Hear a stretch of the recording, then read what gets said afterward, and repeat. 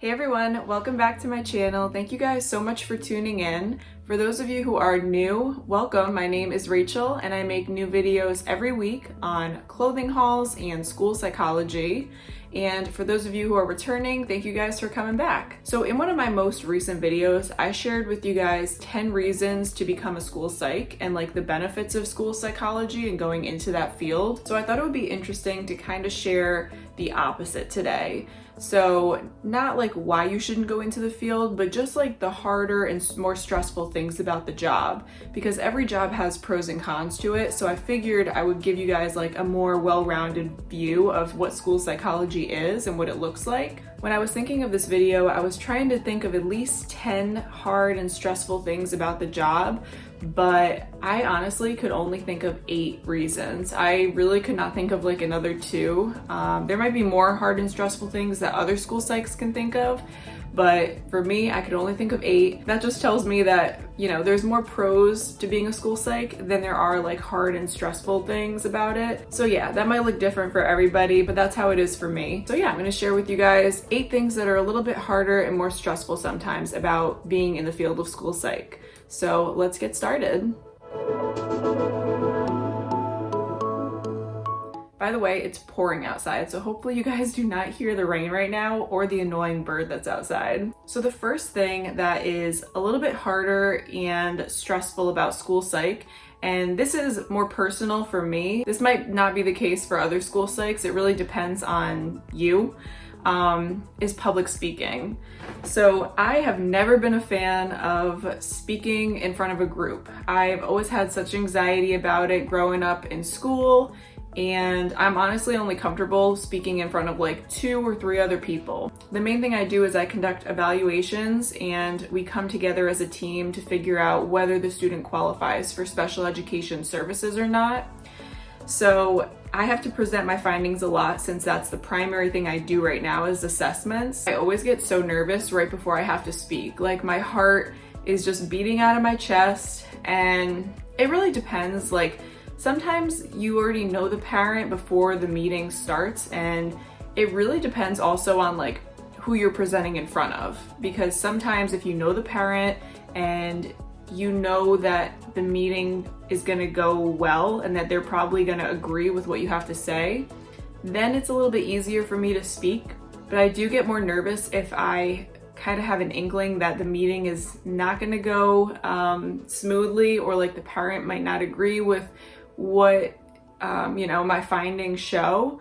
So yeah, I do get really in my head about that, and I do not like public speaking at all. But I know I'll get better with practice. Like just over the past year and a couple months of being out in the field, I've definitely seen improvement in myself, but it's definitely going to take a few more years for me to really feel like confident going in, and especially when I'm entering like contentious meetings. The second stressful and hard thing about school psych, and again, this is more personal for me, it might be different for other school psychs, is tense meetings. So this kind of relates to what I was saying about public speaking, but honestly, sometimes I've been in contentious meetings and I just feel like running out. The good thing is I am not the leader of the meeting. Like there's always somebody who's facilitating the meeting, and a lot of times school districts will have school psychs lead meetings, but luckily in my district, that is not our role. Obviously, I'm a participant in the meeting and I'll give my input and like present my results, but there's a facilitator for every school that I'm at, and they're the ones that run the meetings and kind of like make the final determination, or at least say the final determination. Tense meetings are always so hard, especially when the parents, you know, weren't expecting the results. Like, you know, if I have to present that the student did really poorly on the cognitive, or like teachers really show like elevated behaviors in the school setting according to the rating scales, like sometimes just presenting those in front of parents can be really awkward,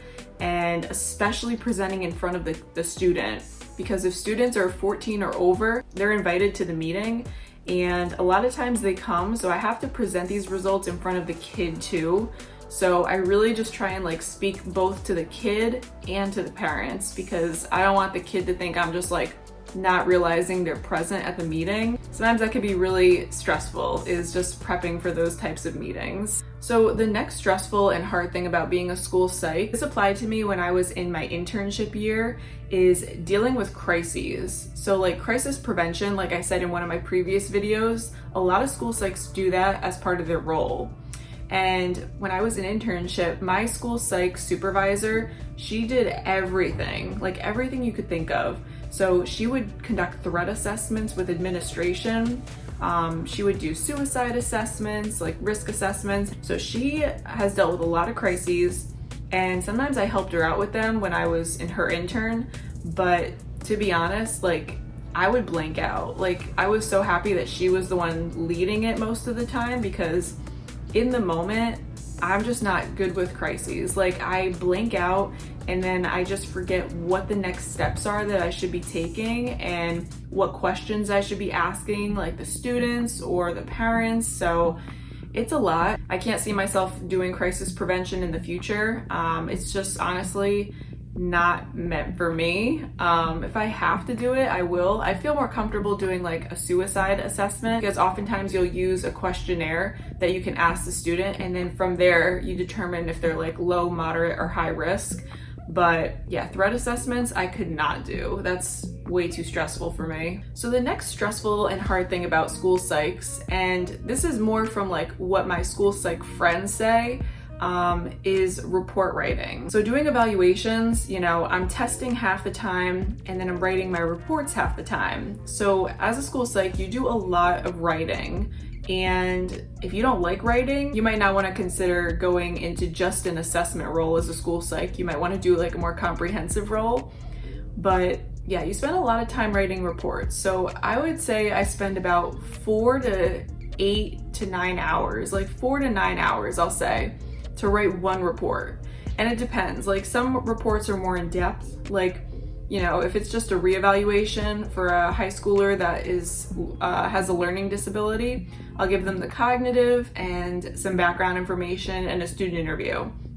But if it's like a student with a whole bunch of concerns and I need to give out all these rating scales, then it's a lot to write up and summarize. You hope that you're writing this report for the purpose of somebody to read it later. I mean, obviously you're writing your findings, which helps to determine eligibility, but you hope that at least the parent would read your report thoroughly after the meeting. It would stink to do all that writing for what feels like no reason. So the fifth stressful and hard thing about school psych is meeting deadlines. And again, this is if you're doing a lot of assessments or even just a few. Like deadlines are a stressor, especially if you have like a lot of evaluations at once. Like sometimes I've had 15 students at once and they're all due in the same month.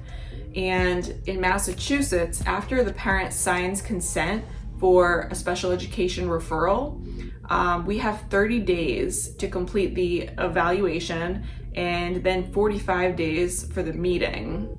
And once the meeting date is set, you have to have your report done 4 days prior to the meeting so the parent can be sent your report. So it is stressful because I feel like sometimes 30 days goes by in like the blink of an eye. And this is 30 school days, by the way, so weekends don't count. So you have like a little over a month, I would say a month and a half to do the evaluation. But yeah, I mean, it can just be stressful, especially if you have a full caseload to meet all these deadlines. And that leads me into the sixth stressful thing related to meeting deadlines is scheduling testing with students. So this can be stressful. It really depends how you go about scheduling to test students. So last year when we were fully in person, I would typically ask the teacher, you know, hey, is it okay if I pull the student during your class on this day? And at the high school level, it's a little hard because they have like 7 different teachers. So I would typically look at my schedule, see when I'm free, look at the student's schedule, see when they have like an easier class, like an elective, and see if our schedules matched, and then I would ask the teacher if it was okay. Sometimes if I'm really in a time crunch, I'll figure out a time to test them and then have the guidance counselor pull them from class. This way they can't tell me no.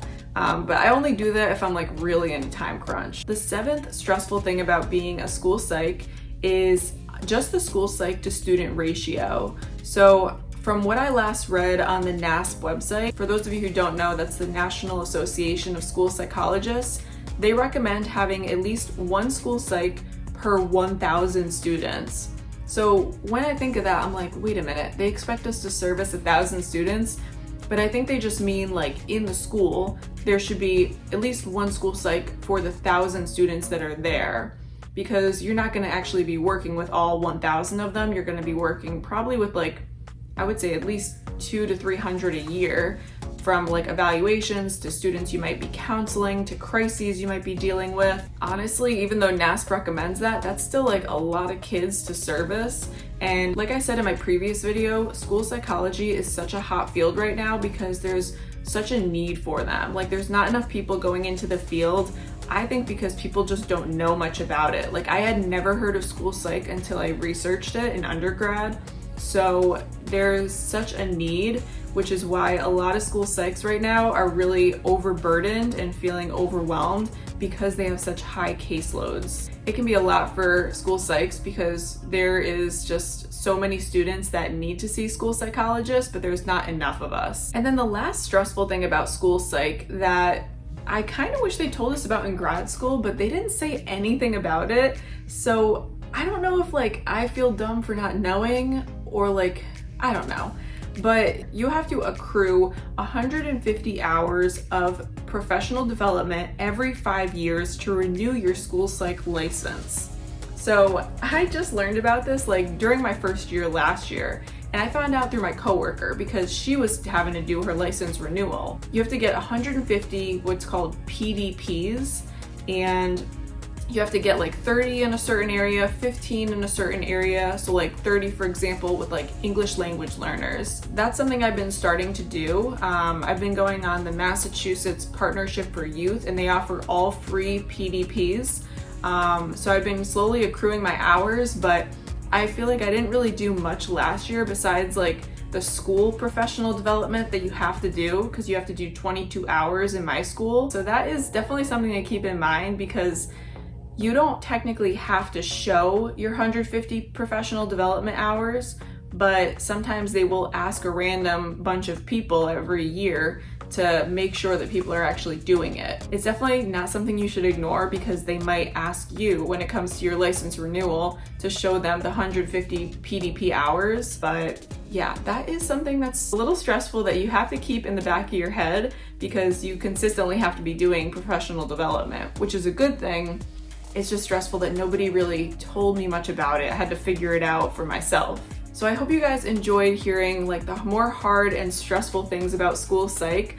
Again, I think there's more pros to being a school psych than cons, but there's pros and cons to every single job, and it's different for everybody. And these might not apply to all of you. Like some of you might be really good at public speaking, and that's just not the case for me. So it's all different for everybody. This was just from my perspective. So if you guys like this video, be sure to give it a thumbs up down below. Be sure to subscribe to my channel. I make new videos every week. And until next time, I will see you guys very soon. Bye.